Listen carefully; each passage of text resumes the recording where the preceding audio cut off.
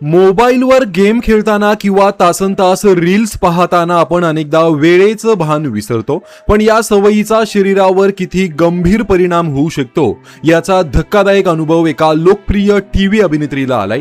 या अभिनेत्रीला आता उठता बसता येणं ही कठीण झालं आहे. बेडवर एका कुशीवर झोपून तासनतास मोबाईल वापरण्याची सवय त्यांना चांगलीच महागात पडली आहे. मानेच्या नसांवर गंभीर परिणाम झाल्यानंतर अखेर त्यांच्यावर तब्बल 3 लाख रुपये खर्चाची शस्त्रक्रिया करण्याची वेळ आली. लोकप्रिय साऊथ टीव्ही अभिनेत्री शकीला यांनी स्वतःचा अनुभव सांगत चाहत्यांना मोबाईलच्या अतिवापराबाबत सावध केलं आहे. शकीला यांनी या संपूर्ण घटनेबद्दल सांगितलं. त्यांच्या म्हणण्यानुसार त्या बेडवर एका कुशीवर झोपून तब्बल 4 तास सलग मोबाईलवर गेम खेळायच्या. या काळात त्या केवळ चहा किंवा कॉफी घेण्यासाठी उठायच्या. चहा झाला की पुन्हा मोबाईल हातात घेऊन गेम सुरू. गेम संपल्यानंतर ही मोबाईल पासून सुटका नव्हती. त्यानंतर इंस्टाग्रामवरील रील्स पाहण्यात तासनतास निघून जायचे. अशा चुकीच्या पोश्चरमुळे दीर्घकाळ मोबाईल वापरल्याचा परिणाम आता त्यांच्या मानेवर झाला आहे.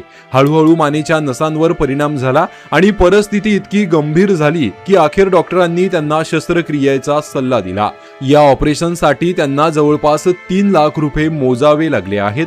शस्त्रक्रियेनंतर शकीला यांना नेक कॉलर घालण्याचा सल्लाही देण्यात आला आहे.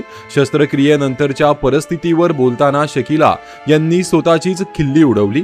आता बेडवरून उठून जेवण करणं यांसारख्या अगदी साध्या गोष्टींसाठीही इतरांची मदत घ्यावी लागत असल्याचं त्यांनी सांगितलं.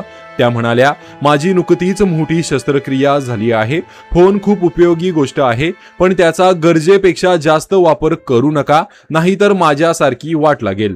शकीला यांनी आपल्या अनुभवातून इतरांना सावध करण्याचा प्रयत्नही केला आहे. शकीला या साऊथ इंडस्ट्रीतील लोकप्रिय अभिनेत्री आहेत. 2000 सालपासून त्यांनी आपल्या करिअरची सुरुवात केली आणि आजवर अनेक चित्रपट मालिकांमध्ये काम केलं आहे.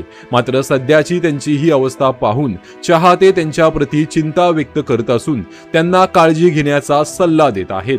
दरम्यान मोबाईलचा दीर्घकाळ चुकीच्या पोश्चरमध्ये वापर केल्याने मान आणि मणक्याशी संबंधित त्रास वाढू शकतो. त्यामुळे सतत एकाच स्थितीत मोबाईल वापरणे टाळणं हे महत्त्वाचं आहे.